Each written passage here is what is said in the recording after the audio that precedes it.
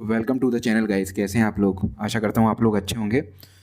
तो अभी मार्केट में एक नया आईपीओ ओपन होने जा रहा है 20 दिसंबर से। उसी के बारे में आज डिटेल में डिस्कस करेंगे, उसका एनालिसिस करेंगे, अप्लाई करना चाहिए या नहीं करना चाहिए, क्या उसके फाइनेंशियल हैं, क्या कंपनी करती है।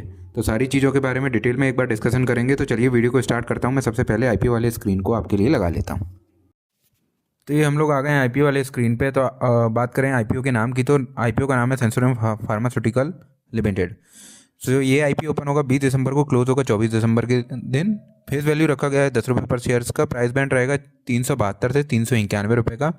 लॉट साइज रखा गया है 38 शेयर्स का, मतलब कि आपको एक लॉट में मिलेंगे 38 शेयर। जो इशू साइज रहेगा आईपीओ का वो रहेगा 582 करोड़ का। फ्रेश इशू है 500 करोड़ का। और ऑफर फॉर सेल है 82 करोड़ का, मतलब छोटा मोटा माल प्रमोटर बेच के निकल रहे हैं। लिस्टिंग रहेगी दोनों एनएससी बीएससी पे। और जान लेते हैं अब अदर इंपॉर्टेंट डेट्स के बारे में। अगर आपने आईपीओ में अप्लाई किया है तो आपको अलॉटमेंट मिला या नहीं मिला ये पता चलेगा 26 दिसंबर के दिन। अगर नहीं मिला है तो आपका फंड इनिशिएट रिटर्न होगा 27 दिसंबर को। और अगर मिल गया है तो आपके शेयर डीमेट अकाउंट में क्रेडिट होंगे 27 दिसंबर को। लिस्टिंग होगी मंडे के दिन यानी कि 30 दिसंबर को। अब जान लेते हैं किस कैटेगरी में कितना परसेंट रिजर्वेशन रखा गया है। तो क्यूआईबी कैटेगरी में रखा गया है 75% और रिटेल कैटेगरी में रखा गया है 10%। काफ़ी कम रिटेल कैटेगरी में रिजर्वेशन रखा गया है। अमूमन 35% हमें देखने को मिलता है, बट इस आईपीओ के अंदर सिर्फ 10% का रिजर्वेशन हमें देखने को मिल रहा है। एचएनआई कैटेगरी में रखा गया 15% का रिजर्वेशन। अगर आप रिटेल कैटेगरी में अप्लाई करना चाहते हैं तो आपको मिनिमम एक लॉट के लिए अप्लाई करना पड़ेगा, जिसमें आपको मिलेंगे 38 शेयर्स। अगर आप स्मॉल एचएनआई कैटेगरी में अप्लाई करना चाहते हैं तो आपको मिनिमम 14 लॉट्स के लिए अप्लाई करना पड़ेगा, जिसमें आपको मिलेंगे 532 शेयर्स। ये कैटेगरी होती है 2 लाख से ऊपर वाली कैटेगरी। अगर आपको बिग एचएनआई कैटेगरी में एप्लीकेशन लगानी है तो आपको लगानी पड़ेगी 68 लॉट्स के लिए एप्लीकेशन, जो कि होती है 10 लाख से ऊपर वाली एप्लीकेशन। अभी प्रमोटर के पास जो होल्डिंग है वो है 71.10 शेयर्स की। अब जान लेते हैं कंपनी क्या करती है। कंपनी की बात करें तो कंपनी एक फार्मास्यूटिकल कंपनी है जो कि यूएस, कनाडा और यूके के मार्केट्स को या अदर इमर्जिंग मार्केट को सर्व करती है। और ये इनकॉर्पोरेट हुई थी दिसंबर 2017 के अंदर। ये काफ़ी सारी different type of capsules and tablets का मैन्युफैक्चरिंग करती है ना। तो ये बेसिकली जो अपनी फार्मास कंपनी होती हैं वैसी ही ये भी एक कंपनी है जो कि यूएस, कनाडा या यूके के मार्केट में ज़्यादा ऑपरेट करती है। 30 सितंबर 2024 को कंपनी ने लॉन्च किए थे 55 नए थेरेपिक प्रोडक्ट्स, ठीक है, जिसमें एंटीबायोटिक और एंटी फंगल ट्रीटमेंट की मेडिसिन भी अवेलेबल थी, है ना। तो they have establish partnership and distributorship and hospital across several states in India, मतलब इंडिया के अंदर भी काफ़ी डिस्ट्रीब्यूटर्स और हॉस्पिटल से इनने अपनी पार्टनरशिप एस्टेब्लिश कर ली है। कंपनी के 3 डेडिकेटेड आर&डी फैसिलिटी हैं इंडिया के एंड अमेरिका के अंदर।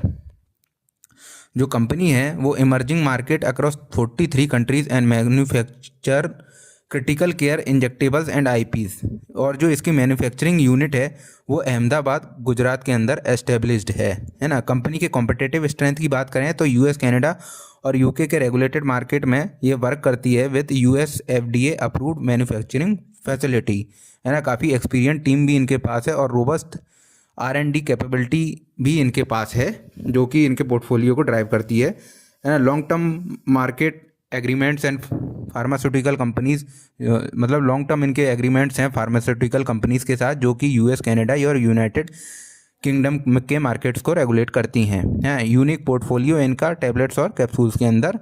तो ये हो गई कंपनी के बारे में बात। अब इनके फाइनेंशियल पे चलते हैं कि कंपनी क्या मुनाफा कर रही है या नुकसान में चल रही है। तो ये मैंने इनके फाइनेंशियल्स लगा लिए हैं। एसेट की बात करें तो कंटिन्यूसली ग्रो हो रहे हैं। देखिए एसेट यहाँ से 131 करोड़ से बढ़कर 621 करोड़ पे पहुँच गए हैं। और इस साल 2 क्वार्टर में अगर बात करें तो वो 678 करोड़ पे पहुँच गए हैं। तो मतलब एसेट जो हैं वो कंटिन्यूसली ग्रोइंग कंडीशन में है। रेवेन्यू की बात करें तो 39 से बढ़कर 217 करोड़ पे पहुंच गया। जो भी ये फिगर आपको दिख रहे हैं वो इन करोड़ हैं, मतलब रेवेन्यू में अच्छा खासा उछाल हमें देखने को मिल रहा है। 457% का उछाल है रेवेन्यू के अंदर।